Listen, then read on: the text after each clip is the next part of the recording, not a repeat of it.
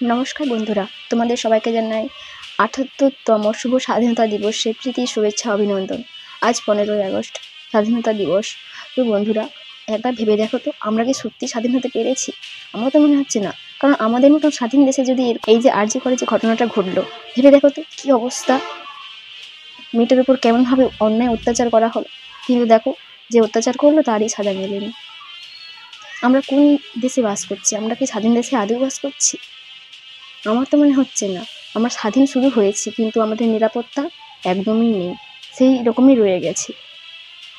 তো বন্ধুরা, চলো আজ আমরা সবাই মিলে একসঙ্গে শপথ নিই যে আমরা একসঙ্গে বাঁচবো, একসঙ্গে লড়বো, কেউ কারোর উপর কোনোভাবে আঁচ আঁচতে দেবো না। আমরা যদি সবাই একসঙ্গে বাঁচি, একসঙ্গে লড়াই করি। এই লড়াই শব্দটা শুনে আমার ক্ষুদিরাম বসুর একটা কবিতার কথা মনে পড়ে গেল।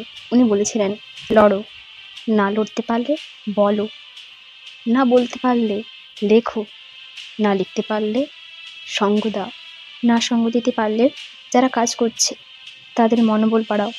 যদি তাও না পারো, যারা পারছে তাদের মনোবল কমিও না, কারণ সে তোমার ভাগের লড়াই লড়ছে।